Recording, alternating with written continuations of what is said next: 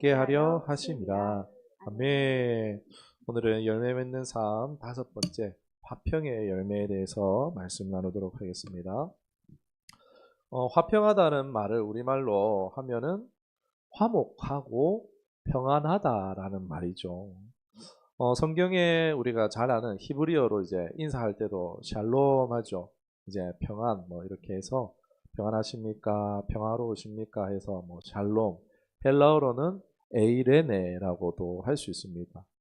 정말 성경에 자주 등장하고 또 그만큼 이제 또 광범위한 의미를 가지고 있는 용어라고 할 수 있어요. 제가 이제 이거 설교를 준비하느라고 이제 성경 용어 사전을 딱 펼쳐봤는데 깜짝 놀랐습니다. 이 에이레네가 이제 1호 1호번이거든요. 1515번입니다. 이게 사전에 보면은 펼쳤는데 엄청난 거예요. 그 양이.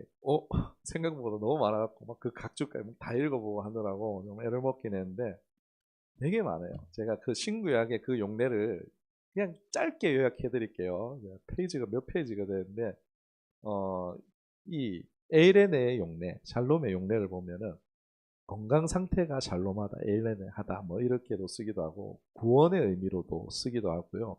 안식, 안전, 안녕, 만족, 번영, 복지, 성취, 성공, 오름, 종전, 질서, 일치, 화합, 평온, 평화, 행운, 형통 등등등 많죠. 이런 용례로 성경에서 이 용어를 계속 쓰고 있어요. 엄청난 뜻을 가지고 있죠. 그러니까 이 용어를 콕 집어서 이거다라고는 이제 말하기는 쉽지 않은데, 그런데 마치 이제 들어보니까 어떻습니까? 좋은 것들 다 모아놓은 종합 세트 같잖아요, 그죠?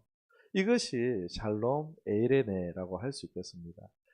이러한 화평이 여러분의 삶 가운데 가득 열매 맺기를 주님의 이름으로 축복합니다.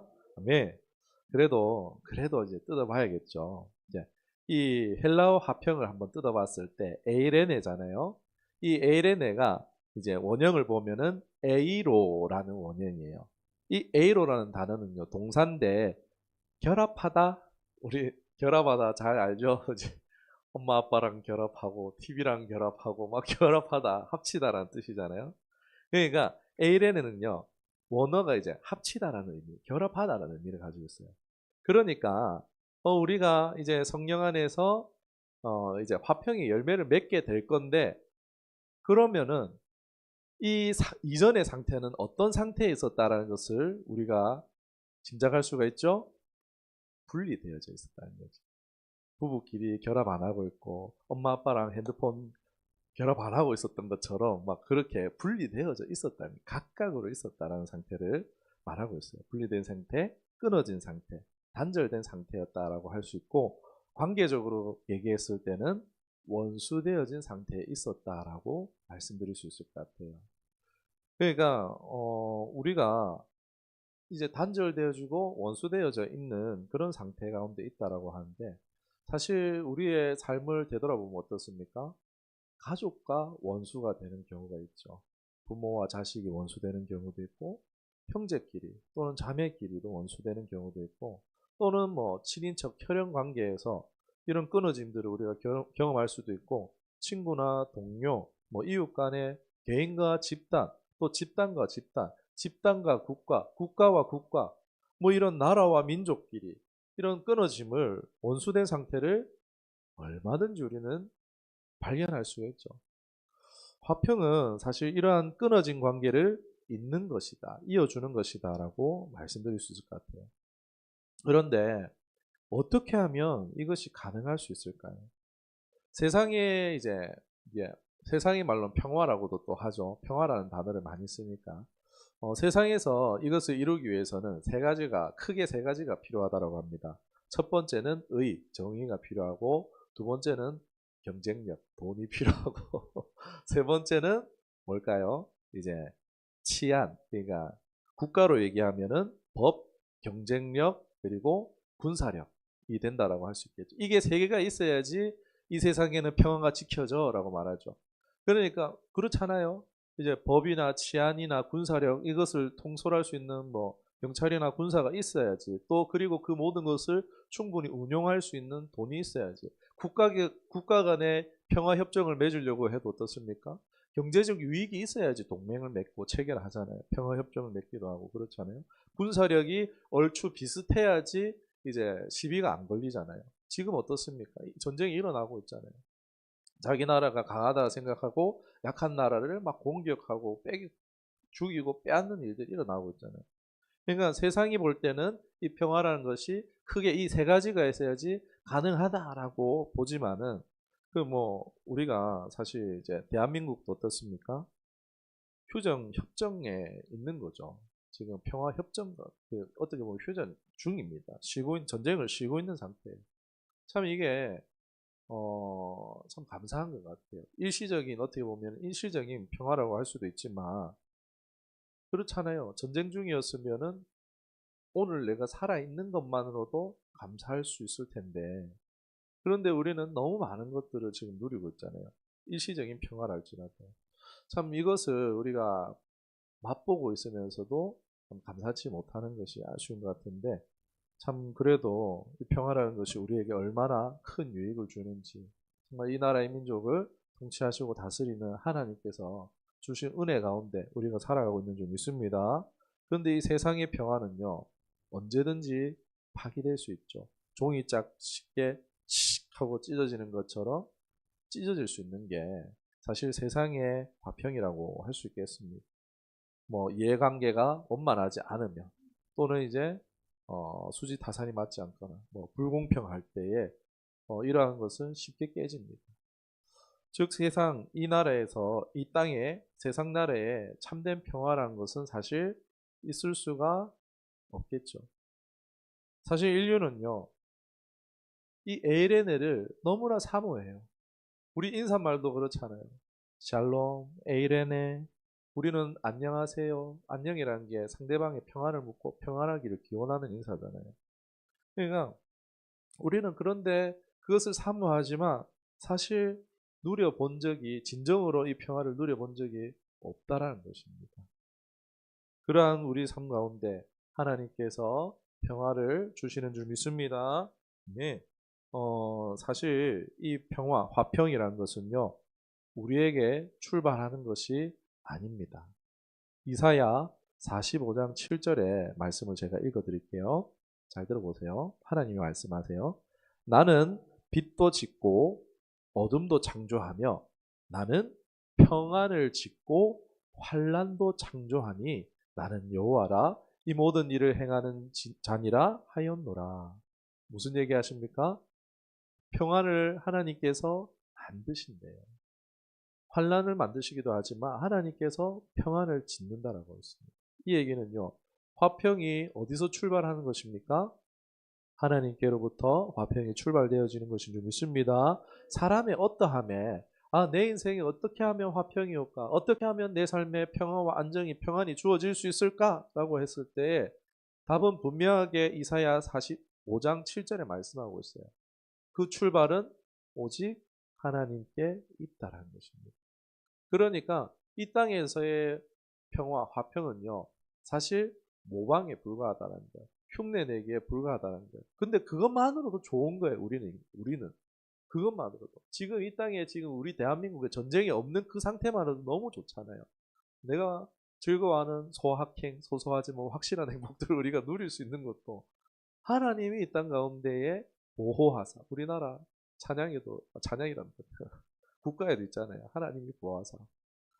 그런 것처럼 하나님이 이 땅 가운데에 이런 평화를 또 허락하셨기 때문에 우리가 이 은혜를 누리고 있는 줄 믿습니다. 그런데 이제 하나님께서 이 화평을요, 우리에게 선물로 주신다는 것입니다. 민수기 6장 24절에 이제 제사장들이 축복 기도하는 내용인데 여호와는 그 얼굴을 내게로 향하여 드사 뭐요? 평강 주시기를 원하노라 할지니라 하니. 아멘. 절대적으로 이 화평이라는 것은 하나님이 주셔야 하는 선물인 줄 믿습니다. 또한 그 선물을 지금 우리에게 주고 계신 줄 믿습니다. 그리고 화평의 특징으로 화평은요 종말론적이라는 거예요. 무슨 얘기냐? 우리가 이 땅에서 사실 아까도 말씀드렸지만 화평을 경험한 적이 있다고요? 없는 거예요. 그러니까 막 뜻이 막 여러 가지가 있는 거예요. 우리가 화평의 실체를 경험한 적이 없으니까 이게 화평일까, 이게 합평일까, 이게 합평일까, 수많은 뜻과 뭐 성공이니 뭐 이게 아까 방금 말씀드렸잖아요. 우리가 경험해보지 못했으니까 자기의 입장으로 표현하는 거예요. 여러 신학자들이 막 각자 이제 성경을 가지고 해석하고 또 이 말씀을 썼던 그런 사람들의 입장에서 봤을 때 평화라는 거, 화평의 이게 진정한 의미를 경험해보지 못하니까 이게 다른 모양으로 계속 표현되어 주는데 진정한 화평, 진정한 평화는요, 바로 마지막 거예요. 샬롬의 율법의 최종적 상태는요, 바로 예수님이 재림하시고 심판 이후에 우리가 진정으로 경험할 수 있다는 것입니다. 계시록 19장 10절에 나와요. 이 일 후에 내가 들으니 하늘에 허다한 무리의 큰 음성 같은 것이 있어 이르되 할렐루야 구원과 영광이 능력이 우리 하나님께 있도다. 아멘. 여기에 구원이요, 원어적으로 화평과 같이 표현할 수 있어요. 헬라어 에이레네는 헬라어 소테리아랑 똑같이 사용되는데 한국어로는 우리는 소테리아를 구원으로 표현했지만 근데 헬라어 원어적으로 봤을 때 그게 그 말이에요. 이제 화평이랑 구원이랑 같은 말이에요. 같이 써요. 이를 생각할 때에 우리 구원받았잖아요. 할렐루야. 아멘. 우리 구원받았어요. 그렇지만 이제 또 구원을 이루어 가고 있는 또 상태라고 할 수 있겠습니다. 우리는 완성된 구원을 향해 가는 사람들이에요. 이 말은요, 같은 단어처럼 이제 우리는 완성될 화평으로 나아가는 사람들이다라고 할 수 있겠습니다. 그러니까 이 땅에서 우리가 부분적으로, 일시적으로 하나님 주시는 화평을 우리 삶에 경험할 수 있어요. 온 역사는 사실 전쟁의 역사라고 할 수 있음에도 불구하고 한국사도 그렇잖아요. 끊없는 전쟁 가운데 있었잖아요. 그런데 지금 대한민국이 전례 없는 긴 평화의 시대를 경험하고 있잖아요. 오늘 이 시대가 그래도 그나마 전쟁이 덜한 시대인데 우리 참 진정으로 이 평화에 감사해야 될 것입니다. 진정한 샬롬, 진정한 에이레네는요, 우리 하나님만 주실 수 있음을 믿으시기를 또 우리에게 주시기를 간구하는 우리가 됐으면 좋겠습니다. 에이레네는 반대로 끊어지고 분리된 원수된 상태, 우리가 이러한 고통과 아픔을 경험하는 이유, 바로 여기서 출발한다 할 수 있어요. 분리되어진, 끊어진 이 상태에 있기 때문에 우리가 고통과 아픔을 경험한다라고 할 수 있겠죠. 가장 근원은 바로 이 하나님과의 관계에서 끊어진 것. 그러니까 하나님과의 불통으로 말미암아 우리의 인생 가운데 불통을 경험하게 된다는 것입니다. 반대로 하나님과 다시 결합할 때, 하나님과 연결됨으로 인할 때 어떻게 될까요? 인생은 하나님과 소통함으로 우리의 인생 또한 소통으로 또 형통으로 변화되게 될 줄 믿습니다. 이것이 참 평안이라 할 수 있어요. 평안은요, 내적인 평안, 이 화평은요, 내적인 화평뿐만이 아니라 외적인 것을 다 포함하고 있습니다. 여러분, 이러한 화평을 우리가 누리게 하시는데 하나님께서 이 평화를 어떻게 만드셨는가, 또 어떻게 주시는가를 오늘 읽었던 본문의 말씀에 잘 말씀하고 있어요. 첫 번째로 이 평화를 만드셨는데 바로 예수님의 십자가로 화평을 만드셨습니다. 에베소서 2장 14절 16절 보면은 분리된 것에서 한 몸을 만드셨다잖아요. 어떻게 해요? 예수님의 십자가로 말미암아 원수된 것, 분리된 것에서 이제 그것을 소멸하시고 십자가로 말미암아 화평하게 하셨다. 하나 되게 하셨다라고 말씀하고 있습니다. 여러분, 우리는요, 사실 죄로 인하여서 남아있는 건 무엇입니까? 심판이고 종말입니다. 두려움과 긴장 상태에 있어요. 그러니까 하나님과 적대 상태에 있게 된 것입니다. 그러니까 어떻습니까? 우리의 삶은 계속 긴장 상태에 있는 거예요. 불안과 염려 상태에 있는 거예요. 이런 두려움이 있었는데 어떻게 하셨습니까? 하나님께서 일방적인 희생을 치르셨죠. 하나님께서 우리와 화목을 누리시기 위해서 하나님께서 직접 희생하셨어요. 구약에서 하나님이 우리와 이제 사람과 관계하시기 위해서 방법이 뭐였습니까? 구약의 율법이었잖아요. 제사였잖아요. 죄의 값은 피값이라고 분명히 성경을 말하고 있잖아요. 그런데 하나님은 친히 인간의 입장이 되셨어요. 그러니까 인간의 값을 치러야 되니까 인간이 되셨고, 그리고 인간을 대신해서 하나님이신 예수님께서 직접 화목 제물이 되어 주셨어요. 그렇게 물과 피를 다 쏟아서 화목 제물이 되셨고, 우리와 하나님께 관계를 화평케 하신 줄 믿습니다. 예, 그래서 우리가 예수님을 믿어야지만 우리가 참된 화평을 누릴 수 있는 겁니다. 이제 두 번째로 이제 예수님이 주시는 하나님과의 화평은요, 하나님과 누리는 화평이라는 것입니다. 로마서 5장 1절 2절 제 말씀을 읽어드릴게요. 그러므로 우리가 믿음으로 의롭다 하심을 받았으니 우리 주 예수 그리스도로 말미암아 하나님과 화평을 누리자. 또한 그로 말미암아 우리가 믿음으로 서 있는 이 은혜에 들어감을 얻었으며 하나님의 영광을 바라보고 즐거워하느니라. 아멘. 하나님께서 우리에게 화평을 주시는데 이 화평을 어떻게 누리냐? 믿음으로. 믿음으로 말미암아 화평한 관계로 들어갈 수 있는 줄 믿습니다. 여러분, 사실 사람과의 관계도 어떻습니까? 왜 사람과 관계를 안 좋죠? 그 사람을 신뢰할 수가 없기 때문에 불신할 때요, 관계가 좋지 못합니다. 그러나 우리가 하나님을 믿음으로써 이 화평한 관계에 들어갈 수 있습니다. 세 번째로 하나님과의 관계에서 이 화평이 말하는 것이 무엇인가? 빌립보서 4장 6절에서 7절 말씀이 잘 말해준다라고 할 수 있겠습니다. 아무것도 염려하지 말고 오직 기도와 간구로 어떻게 해요? 너희 구할 것을 감사함으로 하나님께 아뢰라라고 말하죠. 그리고 어떻게 말합니까? 모든 지각에 뛰어난 하나님의 평강이 너희 마음과 생각을 지키신다. 그러니까 우리의 모든 그 상황과 환경을요, 극복할 수 있도록, 넘어설 수 있도록, 뛰어넘도록, 돌파하도록 도우시는 분이 누구시라고요? 하나님이시. 이게 화평인 줄 믿습니다. 아멘. 이 화평을 만드시는 하나님, 이 예수님을 통해서 죄와 심판의 두려움에서 구하는 우리의 마음의 평화를 주시고, 또 하나님과의 관계에 화평을 누리게 하시고, 또 이 화평을 누리는 비결은 이제 하나님에 대한 신뢰를 회복하는 것입니다. 하나님의 믿는 것으로서 우리에게 이 화평을 주어줍니다. 그런데 예수님을 믿는다라고 하지만 우리 삶에 평안이 왜 없을까? 나 예수님 믿는데 왜 여전히 불안하고 왜 여전히 걱정되고 할까? 불안할까? 두려울까? 사실 아까도 말씀드렸지만 평화의 이 반대말은요, 사실 이제 불신이라고 할 수 있습니다. 신뢰 관계가 아직 맺어지지 못한 것이라 할 수 있어요. 그러니까 하나님의 행하심, 하나님이 어떠하신 분은 알겠는데 그 하나님이 내 하나님이냐, 그 하나님이 나에게 동일하신 하나님인가에 대한 부분에 우리가 신뢰가 약할 때요, 하나님이 주시는 평화를 온전히 누리지 못할 수도 있다라는 것입니다. 여러분, 하나님께서는 지금 이 추운 겨울에도, 열매 없는 이 계절에도 저 바깥에 날아다니는 새 한 마리도 먹이시는 우리 하나님이신 줄 믿습니다. 그러니까 하나님이 죽이지 않으시면요, 죽지 않는 거예요. 하나님이 지키시면요, 망하지 않는 거예요. 하나님께서 돌보시면요, 우리가 보존함을 얻게 되는 줄 믿습니다. 그 하나님, 우리 이것을요, 실제로 우리가 신뢰해야 된다는 것입니다. 우리가 정말 내 마음의 평안을 얻기 원한다면 어떻게 되겠습니까?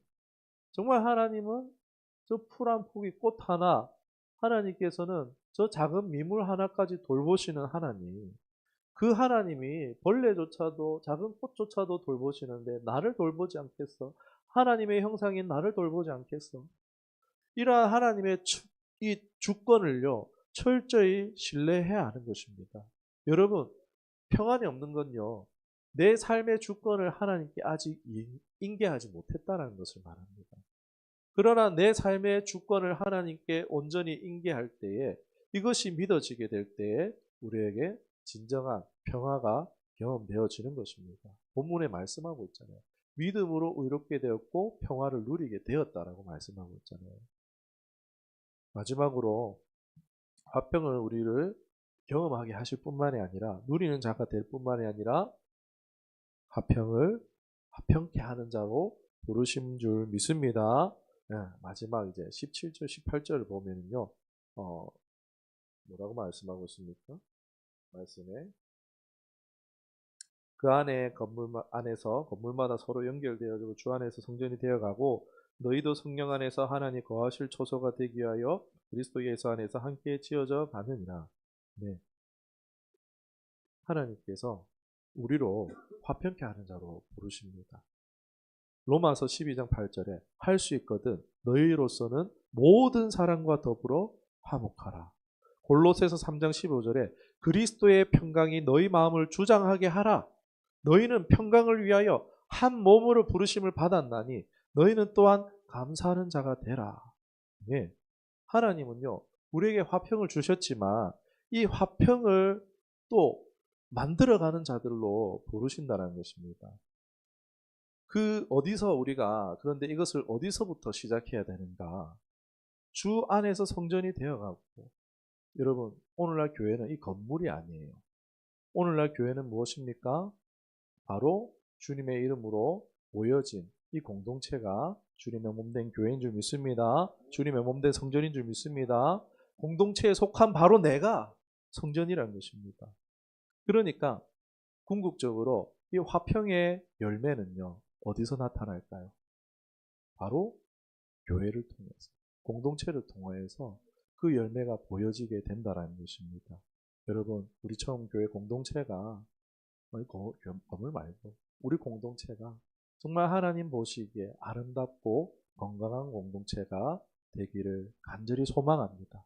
그것은요, 바로 우리가 각 사람이 화평케 하는 자가 되어질 때 정말 내게 주시는 이 하나님의 화평을 믿음으로써 받아 누리고 또한 그것을 내가 이 공동체에서 모든 사람과 화목하라고 하셨잖아요. 그리고 예수님 말씀하신 서로 사랑하라. 그리하면 너희가 내 제자인지 알리라 한것 같이 우리가 이 화평케함을 만들어 갈 때에 또한 우리 공동체가 지역과 사회 가운데로 나아가며 또 전도와 이 세상을 향하여서 화평을 전한 자들로 세워지게 될 줄로 믿습니다. 아멘.